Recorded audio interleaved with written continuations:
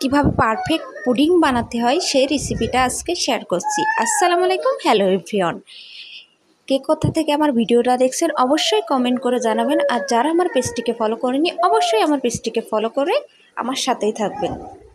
তো চলুন কিভাবে পুডিংটা বানানো হয় আমি সেই রেসিপিটা শেয়ার করি। দেখুন পুডিংটা প্রথমে দেখে নিন কত সুন্দর পারফেক্টলি ক্যারামেলের কালারটাও কত সুন্দর আসছে। কি সুন্দরভাবে আমি পুডিংটা বানাইছি, আর এত সুন্দর সফট হয়েছে পুডিংটা কি বলবো।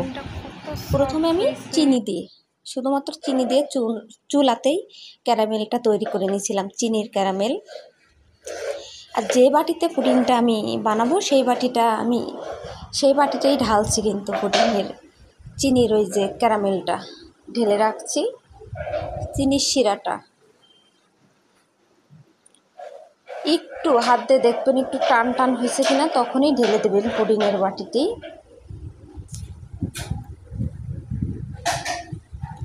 এরপর আমি 2টা ডিম রুম টেম্পারেচারে, মানে নর্মাল ডিম, ফ্রিজে রাখা ডিম না কিন্তু, অনেক করে ঘুটে নিয়েছি। এরপর আমি দুধটাকে 1 কেজি দুধ জাল করে নিয়েছি। 1 কেজি দুধ হাফ কেজি বানিয়ে নিয়েছি। 2টা রুম টেম্পারেচারে ডিম নিয়ে সেই ডিমটাকে ঘুটে এখন দুধের ভিতর ঢেলে দিচ্ছি। এখন দুধটাকেও খুব সুন্দর করে ডিমের সাথে মিক্সড করে নেব, খুব ভালোভাবে মিক্সড করে নেব। অনেকক্ষণ ধরে আমি এটাকে মিক্সড করতে থাকব। খুব সুন্দরভাবে যখন মিক্সড হয়ে যাবে, আর দেখতেই পাচ্ছেন দুধটা কত পরিমাণ ঘন করছে আমি। আসলে দুধ যত ঘন করবেন পুডিংটা খাইতে কিন্তু খুবই সুন্দর লাগবে। আর ডিমের কোনো গন্ধই পাবেন না, ডিমের কোনো রকম গন্ধ পাবেন না আমার এই পুডিং থেকে। যে ডিম দেওয়া আছে পুডিংয়ে এটা আপনি বুঝতেই পারবেন না। তো দেখতেই পাচ্ছেন আমি অনেকক্ষণ ধরে ঘুরছি, মানে মিক্সড করে নিচ্ছি। এখন খুব সুন্দরভাবে মিক্সড হয়ে গেছে। এখন আমি পুডিংয়ের বাটিতে যে চিনির শিরাটা তৈরি করে রাখছিলাম ওর ভিতরে আমি এই দুধ আর ডিমের মিশ্রণটা ঢেলে দিব।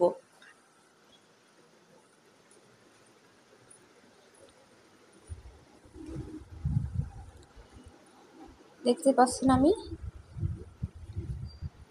ঢেলে দিয়েছি। আপনারা চাইলে ছেঁকেও ঢালতে পারেন, আমি ছাঁকনি দিয়ে ছেঁকে নিই। এখন আমি মুখটাকে আটকে দিচ্ছি খুব সুন্দরভাবে। আর চুলায় পানি দিয়ে দিয়েছি কড়াইতে। এরপরে এটাকে আমি বসিয়ে দিচ্ছি। যতক্ষণ নর্মাল, মানে আমি 1600 জোর দিয়েছিলাম, দিয়ে পুডিংটা বানাইছি। 30 মিনিট বা 20 মিনিট লাগে। দেখুন পুডিংটা কত পারফেক্ট হয়েছে, কত সুন্দর হয়েছে। আপনারা চাইলে কিন্তু এভাবে বানাতে পারেন, অনেক সুন্দর হয়েছে পুডিংটা কিন্তু। আর এত সফট হয়েছে, আর খাইতে এত দারুণ লাগছে। ভিডিওটা ভালো লাগলে কিন্তু অবশ্যই লাইক কমেন্ট শেয়ার করে পাশে থাকবেন। ধন্যবাদ।